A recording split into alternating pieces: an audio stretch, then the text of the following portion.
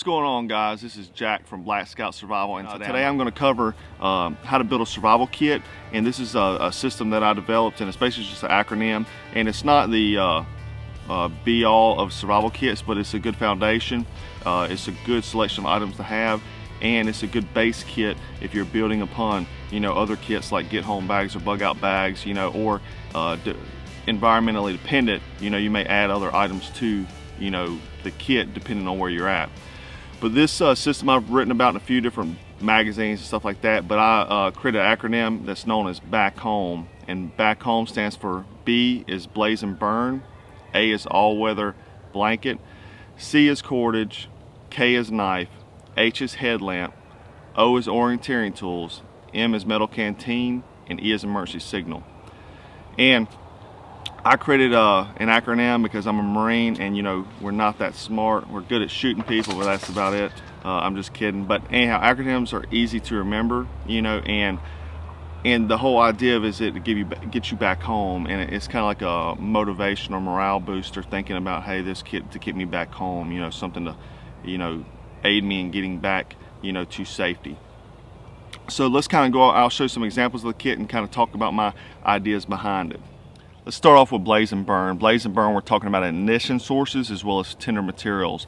You want to take tinder materials out there because you may not find good natural viable tinder materials.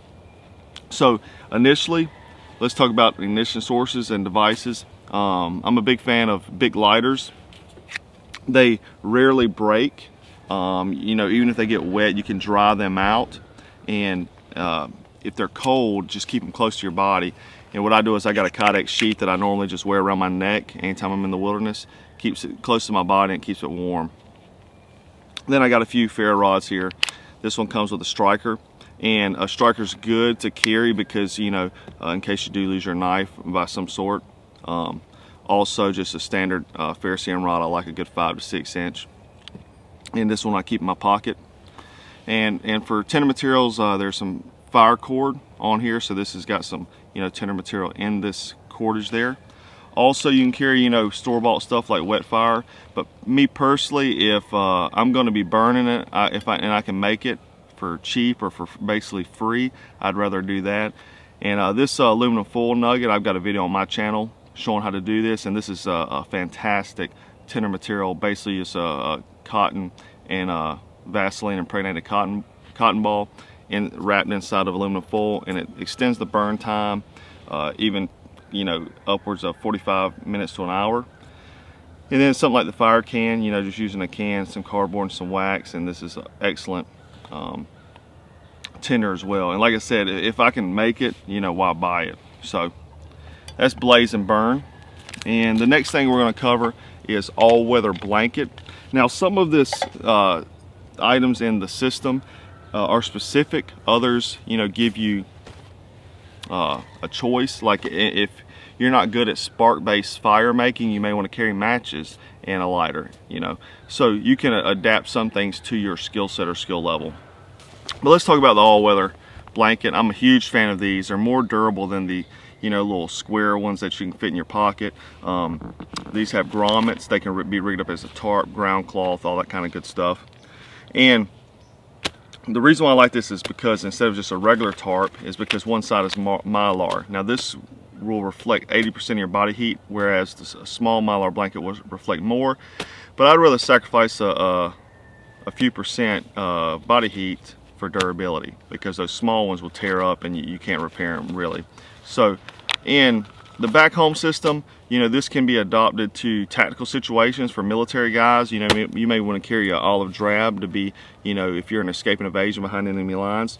And if you're just a backpacker, hiker, something like that, you're going to carry an orange. But this is good because it's good for all environments. If you're in a hot environment, you can face this mylar up. It will reflect the heat away from you. In a cold environment, you can put the mylar towards you, the silver side towards you, and reflect the heat back to you. And with a fire, you can get a pretty, good microclimate. So good item to have.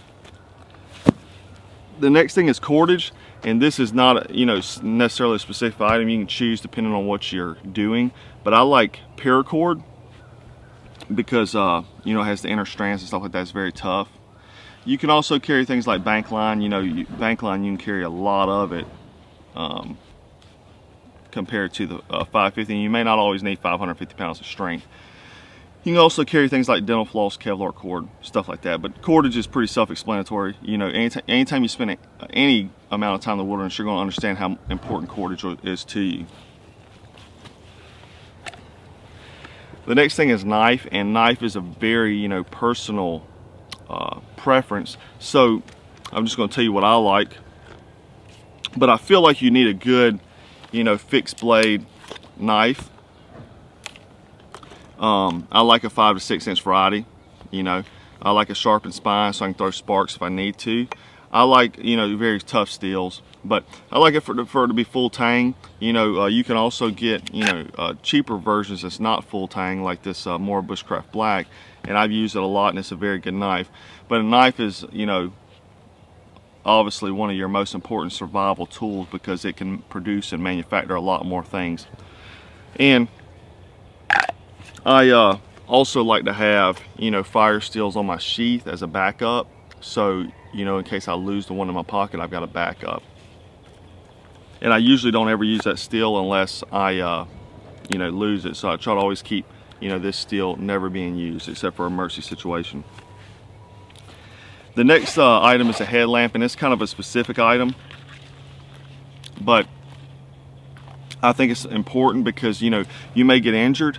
So you may have to do tasks with one hand, and where are you gonna hold your flashlight at? You know, and if it's cold, you don't wanna have it in your mouth, stuff like that. But I like a good headlamp that has signal, you know, capabilities. You know, has a strobe like this one here. This one also has a red light, so you can use for tactical situations where, you know, not leaving a good, you know, light signature for an enemy to see. The red is a lot more, you know, difficult to see, but also protects your night vision. I also think you should carry some batteries, you know.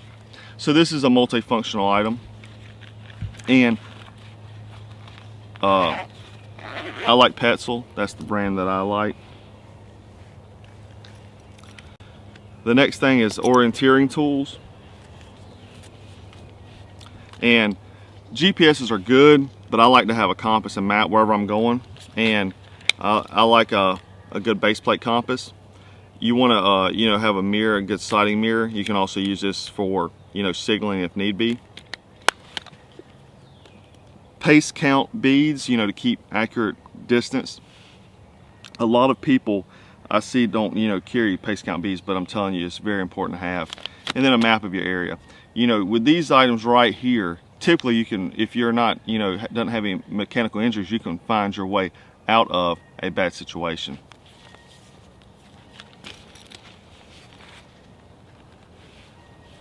The next thing is metal canteen, and you know, it doesn't really matter what kind it is, just as long as you make sure it's metal, because you can boil water in it. It's durable, more durable than like the Lexan plastic types, so they won't break, you know, obviously. But I like a wide mouth design so you can, you know, cut water, put snow in there, whatever you need to do. I like to carry also a canteen cup with my canteen, so I can put over the top and make char cloth, or, you know, just cook and stuff like that with it, or boil water and then put the clean water into the canteen, whatever it may be. But I like a metal canteen.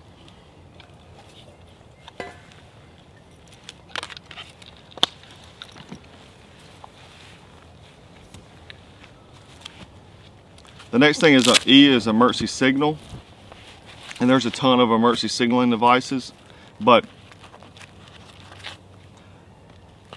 I definitely think you need to carry, even though your compass can, you know, operate as a signal mirror, I definitely think you need to carry a glass signal mirror with a retroreflective aiming lens, because that can reflect for much longer distance than an acrylic mirror that are in most compasses.